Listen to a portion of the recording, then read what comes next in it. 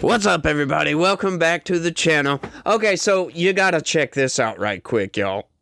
The deadline for registration under the Alien Registration Act is today. All foreign nationals present in the United States longer than 30 days must register with the federal government. Failure to comply with this is a crime, punishable by fines, imprisonment, or both. As President Trump and Secretary Noem have both said, if you register and you leave now, you choose to self-deport, you may have the opportunity to return later legally. But if not, you will be arrested, fined, deported, never to return to our country again. The Trump administration will continue to enforce our nation's immigration laws. We will not pick and choose which laws to enforce. All right, so this is kind of massive, if you will. Like, I know you might be thinking right off the top, like, okay, like, really? Like, register? Why would they even do that? Why wouldn't they just go under the radar the entire time, right? Like, it's, if you get caught, yeah, you're probably going to sit in jail for a while. You know, not only that, but you will eventually be deported. Eventually, and you'll never be able to come back to this country. But, you know, it's a pretty good idea. It kind of, you know, it lets us know essentially how many people we need to deport, kind of gets everything in order, gives us a list of names, blah, blah, blah, blah, blah, for the people who actually want to comply with this rule and say, okay, I would like the chance to come back to this country legally one day, blah, blah, blah, blah, blah.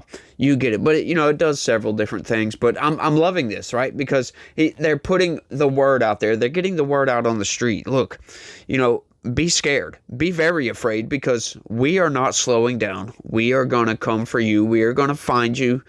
You can try to go under the radar. You might succeed. You might not. The consequences might be dire, because they're talking about enforcing penalties on these people, like fining them for crying out loud. Like, how are they going to take that? You might think, how are they going to take money from? Well, they'll take anything that's on their person if they have any property, because there's a lot of illegals in this country that have residences, that own property. As a matter of fact, they can confiscate that property. You stand to lose a lot, essentially, is what I'm getting at here, especially anybody that come into this country and is trying to build a life illegally, if you will. Yeah, we're not going to have any of that. But this is a good thing. You know, this also allows them to go after anybody that signed up on the CBP One app, right? All of those people, right? Gives us that opportunity to get into that. Of course, they've already done that, but still, nevertheless, we can figure out, you know, we can go through that list and see if these people actually register.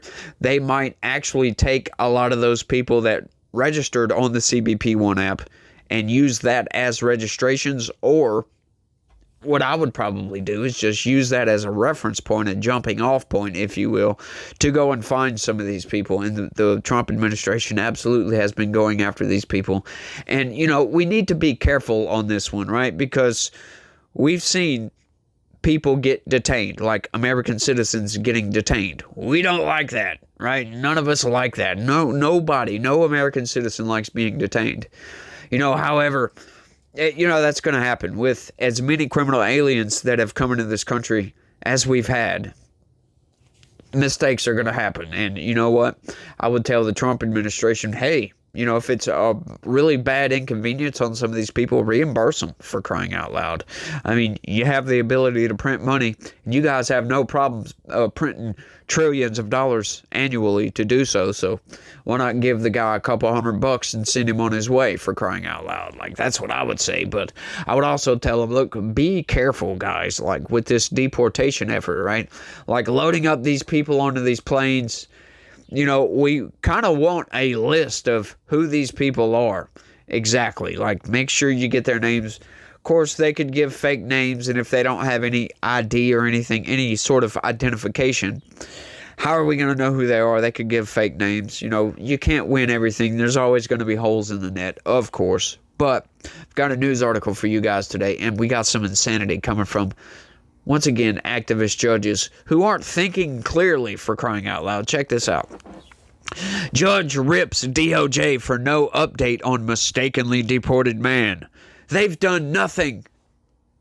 Now, I know you might be thinking, what the hell is this on about? Well, you know that guy that was mistakenly deported to El Salvador that the judge ordered, bang the gavel, said, "I demand his return."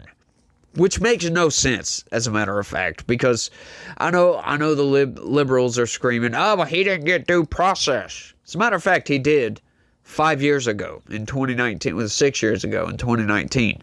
He did get his due process, right? So there was a clerical error, as a matter of fact, and they mistakenly deported the guy back to El Salvador. Now they're wanting us to import this guy, or re-import him, if you will, just to be deported again. That's the only reason for this, right? They're going to bring the guy in, right, to clear his name of being an MS-13 gang member, and then he's going to be deported. That's exactly what's going to happen. This is why I say these activist judges, they're just banging the gavel, shaking their fist in the air at the Trump administration over nothing, as a matter of fact. Right? Like, it doesn't make any sense. This guy was, once again, slated for deportation, just not to El Salvador. And once again, this judge just took his word for it, that there was some sort of threat from gangs in his home country. Bararo 18, I think, was the gang name. I'm basing that upon my memory, so the number might be different, but Bararo, I'm pretty sure, was correct. It's an El Salvadorian gang that, honestly, at this point, does not really exist anymore, because they've cleaned that country up from all of those gangs. A lot of those people, sure, there might have been some that got through, but, coordinated, organized gang violence, if you will, in El Salvador is almost none at this point. They've got a lot of safe streets in El Salvador these days. People are going back. There was a lot of citizens that fled from El Salvador to the United States that said, under the Biden administration, this is just anecdotes, by the way, that said, hey, look, our country's safe now. They're prospering, for crying out loud, and we're going back, as a matter of fact. And yeah, they went back, actually. So, that threat no longer exists. So what do we say about that, right? So this judge wants him back, and the Supreme Court, oddly, for some reason, beyond my ability to comprehend, once said, okay, bring the guy back. We're going to uphold this order. And I'm guessing that's just, once again, it's based upon the law, because we accidentally deported this guy. So this judge says, no, bring him back. But once again, the Supreme Court, none of these courts are supposed to look at the logic of the situation, if you will. They base their rulings upon the law. Right? And the law states that we weren't supposed to deport this guy. They put a 5-year stay on his deportation. So, once again, he was slated for deportation, but not to El Salvador. However, like I said, within that time, we had a new leader come into power in El Salvador and clean up the streets. But let's get into this, because this judge, once again, activism 101 right here. Check it out, y'all. A federal judge further tore into the Justice Department at a Friday hearing for refusing to comply with her order for more information about a man mistakenly deported to El Salvador. Deputy Assistant Attorney General Drew Ensign reportedly indicated he had no update as to the status of Kilmar Abrego Garcia or any efforts to return him, saying the administration was still assessing the Supreme Court's Thursday evening ruling in the case. Now, that is underlined right there, because that is very important as to figuring out what's actually going on with this judge, as a matter of fact. Have they done anything? U.S. District Judge Paula Zinnes, appearing visibly frustrated, pressed the government. Your Honor, I don't have personal knowledge, Ensign responded. Okay, so they've done nothing, Zinnes replied. Zinnes ordered the administration to provide daily written updates to the public and me that you can't comply until officials turn over the information, asserting there is no reason for the delay. This is insane. Okay, so the Supreme Court just allowed this order to go through late Thursday evening. They just told you that. Yeah, right. I already knew this from reading the news, but this judge, like daily updates, really? You expect them to already know. This hearing was from this morning. This news article was from 4 hours ago from the time of recording, which is at 4 o'clock. So this was written at noon. So this hearing was first thing in the morning, at least for the courts. Let's say 9:30, if you will. So do you think, okay, so the Supreme Court late Thursday evening, do you think 12 hours later that they're going to have any idea? Do you think that the government operates in such a fashion? Don't you think that these people get off of work at a certain time and go home and stop working? Yeah, some of these people do, as a matter of fact. Trump might not ever stop working, but he's the president of the United States. He's on call 24/7, 7 days a week, as a matter of fact. There are many public officials that are, but these people, as a matter of fact, DHS, all of these people are not, as a matter of fact. So it's just funny that she's like banging her fist, get me some information on this guy. Like, come on, give us a little bit of time, for crying out loud. This makes no sense at all. And it's funny, and I'm laughing at this lady because it's so absurd. Let's keep going though. Just so we're clear, there is no business hours in this court. All hours are spent on all cases in this court. There's no 9 to 5, said Zinnes, an appointee of former President Obama. As a matter of fact, I'm sorry about that. I understand that judges, they are on call, but that's a rotating shift for the most part, right? Like, you might get a call, you might have to go to work, but there is definitely a 9 to 5 for the courts. Like, seriously? Like, don't you think your aides, they get off, as a matter of fact? Your clerk of the court, they get off as well too. You might not, but the people you're ordering to get you the information absolutely do. It's just like, what does this lady expect? Seriously, they appealed your order, lady. Yeah, they're not going to move forward on that because that was a standard deportation, for crying out loud. Once they appealed that, you think they just decided, oh, well, this judge ordered us to do this, we're going to go ahead and do it. No. When they appealed that decision, that put a hold on that decision, as far as they're concerned, at least. I just find all this hilarious. I don't know if you guys can tell or not, but I think it's funny. Abrego Garcia's March 15th deportation has become a flashpoint in the second Trump administration's sweeping immigration efforts.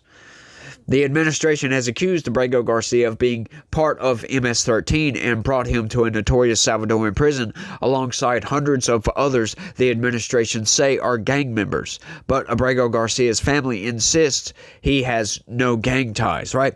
Like, this is what I think is going on with this. The dude was part of the gang, but now he's not, right? Like, maybe he quit being the gang, maybe he fled the gang, maybe he is a gang member. I really don't know. But they keep insisting that he wasn't. We had a credible, supposedly credible, the judge thought he was credible, we'll put it that way, because I have no idea, actually. But the judge thought that the informant's testimony was credible enough to assess that, yes, this guy actually was an MS-13 gang member. But once again, his lawyers and his family, they still dispute this to the fullest degree that they possibly can. But get this just for a second. Okay, so this judge banging her gavel on the table, right, wants this guy back. So what happens? We deport this guy. We send him to El Salvador. The El Salvadorian officials take him into custody and supposedly send him to a prison that's in El Salvador. What business of that is it of ours? How does this judge expect us to know the actual location of this guy? Right, like, sure, they told us he was in the prison. But this lady, a month later, wants an update on this. We haven't had enough time. We don't know where he's at. He might be in the prison. They may have released the guy from prison. But this is just so insane, right? So we get this guy. He breaks into our country illegally. He gets caught, gets slated for deportation. They put a 5-year stay on that. 5 years comes up. We accidentally deport him to El Salvador. And then a month later, right, this is all based upon foreign relations, a deal that Trump made with Bukele to take some El Salvadorian nationals, right? This is all hinging on this guy is a citizen of El Salvador, right? He left that country, came to our country, broke into it, got deported back to that country. Imagine this. Imagine somebody coming to you and saying, we just gave you back one of your citizens. We need him back for some reason, for whatever reason, right? They might ask why. Well, a judge said so. Why? Well, he doesn't have any criminal record except for entering our country illegally. He might be a MS-13 gang member. He hasn't committed a technical crime outside of breaking into our country. Like, what do you expect from that? Seriously. Like, really? He's an El Salvadorian national. This is just so absurd, this whole thing. And that's the whole reason I'm covering it, because these people are just nuts. It's Trump derangement syndrome at its best, because they just want this guy back only because it's an angle they can get the Trump administration. We got him, y'all. He accidentally deported somebody. No, it wasn't an accident. We intentionally deported this guy. He just wasn't supposed to go to El Salvador. It's like, they've got their own citizen. What do you want us to do? Like, I just want to know, what if El Salvador, what if Bukele says, no, we're not giving him back to you? What are you going to do then, Paula Zenas? I'm just saying. Like, it's just funny. I find it hilarious. I don't know about you guys. Let me know down in the comment section. In 2019, an immigration judge had issued a ruling protecting the man from being deported to El Salvador over fears of violence. The administration now acknowledges he was mistakenly deported because of an administrative error, but says it cannot effectuate his return now that he is no longer in U.S. custody. Once again, the administration appealed all the way to the Supreme Court, which on Thursday night ruled that officials must facilitate Abrego Garcia's returning the case to Zenas' court. Zenas quickly scheduled Friday's hearing, which the Trump administration unsuccessfully attempted to call off by calling her timeline impracticable. I always have trouble with that word for some reason. Is anybody moving with any sort of speed on this to get to the bottom of this so I can get an answer? Zenas said at the hearing. Once again, deranged lunatic. This just got back to her desk as of Thursday evening. I don't mean to be flippant. Are you sure about that? I'm not sure what to take from the fact that the Supreme Court has spoken quite clearly, and yet I can't get an answer today about anything you've done in the past, the judge continued, thumping her fist on her wooden desk for emphasis. Once again, like banging their freaking fist on the table. The Justice Department argued the judge must give them until next week, stressing how the Supreme Court ruling says the executive branch must be afforded proper deference in its conduct of foreign affairs. Ensign also signaled the administration is mulling whether to assert a privilege to avoid handing over the information. This is a case that involves 3 different cabinet departments, and there's a lot of different interagency process that attend to these things, Ensign said. The judge said she didn't mean to direct all her frustration at the Justice Department attorney, but appeared exasperated Friday at the administration's refusal to comply. We're not going to slow walk this, Zenas said. You will have a fair opportunity to be heard, but we are not relitigating what the Supreme Court has put to bed. Give them some freaking time. Like, seriously, you can't expect the administration at your beck and call to just jump and move just because the Supreme Court had a ruling. Once again, they must contact El Salvador and set this up, for crying out loud. That also hinges on the fact that El Salvador is going to comply with this. They may not comply at all. So it's just funny that these people are just pissed. And it's for no reason, right? It's like, your mom telling you, hey, pick up the trash. Why haven't you picked up the trash yet? That's what we're getting from this, basically.